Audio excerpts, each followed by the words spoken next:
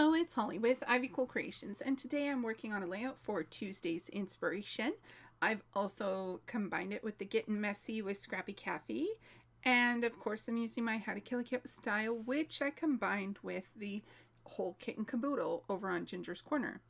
So for Tuesday's inspiration, it was Jen's turn to give us some inspiration, and she gave us this fabulous sketch. And there was so much mixed media on it that I thought I would play a little bit. So I have a spare piece of photo paper, and I learned this technique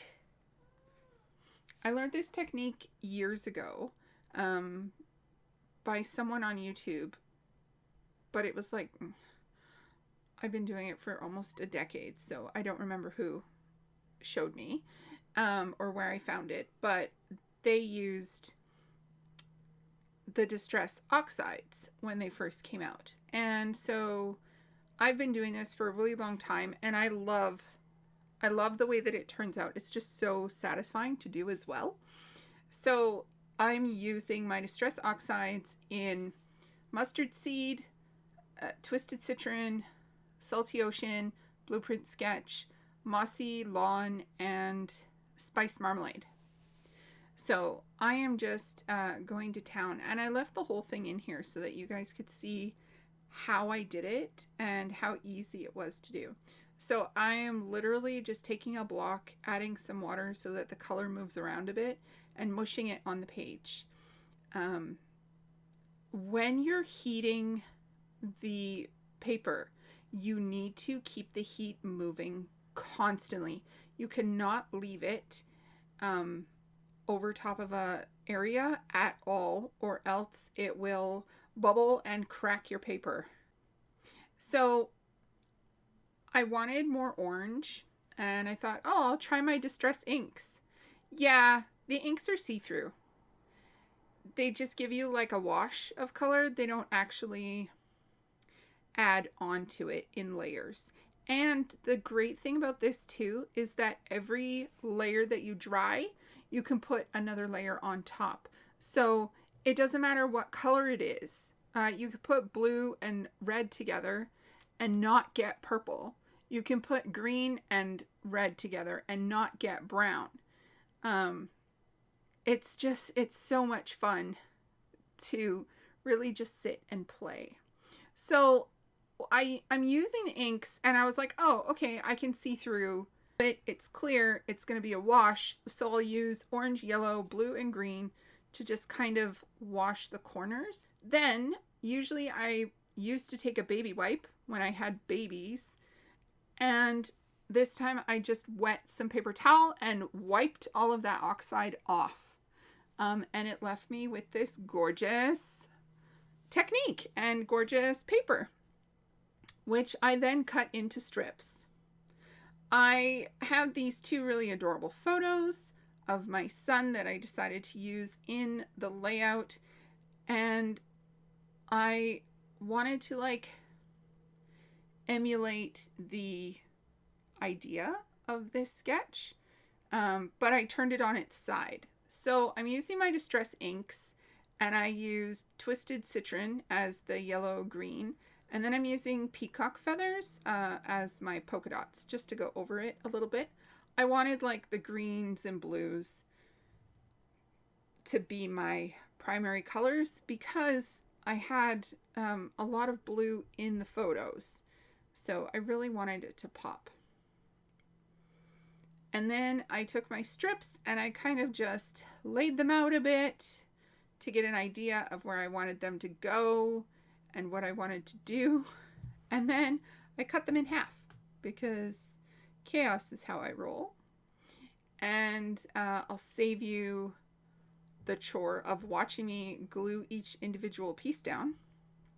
And so before I did that, I decided I was going to add more splatters. I've added dilutions, lemon zest, London blue, and distress spray or distress oxide spray in rustic wilderness, because I forgot that I had like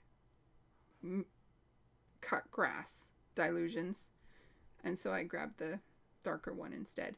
I think it turned out fine. I'm really a fan of the colors.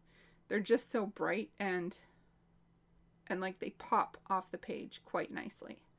So you do get to see a little bit of what I did, because I just wanted to show you that I cut pieces down and made them shorter just so that the blue would come through a bit more, like you'd be able to see the blue behind the photos.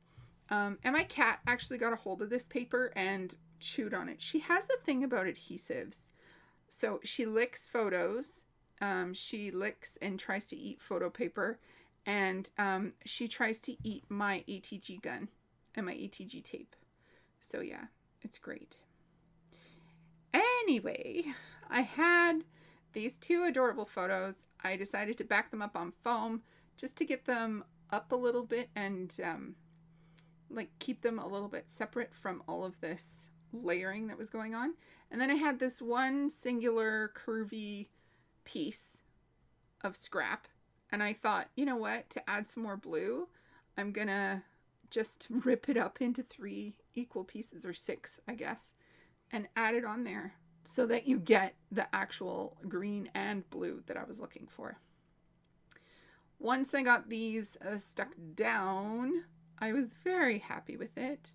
I love it. I think it looks like so much fun. And then trying to find things to go on the page is the next step.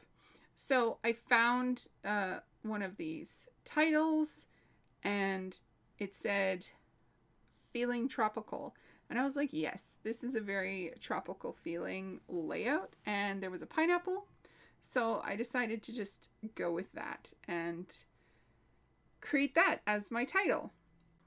I found these 2 little arrows and I wanted them to stand out a bit more, so I just stuck them on some black cardstock and cut around it. I found myself a little journaling spot, and then I just added some word phrases just to like put a little bit more on this page. I also wanted to find a little spot for the date, because I love putting little mini labels on the page. And again, it was blending in with the background, so I decided to just stick it on some black cardstock. I was looking at it and decided it needed a little bit more. So I put some lines on my journaling spot just so that I could see how much space I had. And then I decided it wasn't quite finished. So I went looking for some more tropical things, like some palm trees or another pineapple or something like that. And I didn't quite find what I was looking for, but I found enough. And so there was a boat in the Simple Vintage Coastal Collection that had a palm tree behind it. So I just cut it off and stuck it in there. What I did find out was that I had glued this down, and then I tried to peel it up again. So that was fun. I'm glad that this paper was super thick, or else it would have just ripped a hole right in it. But I found another pineapple with some florals, and that gave me a little bit more of the tropical flair that I was going for. I also just outlined the flowers in a really thin black pen because the flowers were blending right into the background. And then I noticed she had stitching lines on her sketch, so I just took a Sharpie and drew stitch lines through all of the bits. It also helped to define the bits so that you could see each one individually, so that was a lot of fun. Please check out the description box below for Jen's info. She's Kay's mom here on YouTube, as well as Getting Messy with Scrappy Kathy, and the How to Kill a Kit with Style playlist, and the whole Kit and Caboodle playlist. And thank you so much for spending your time with me today.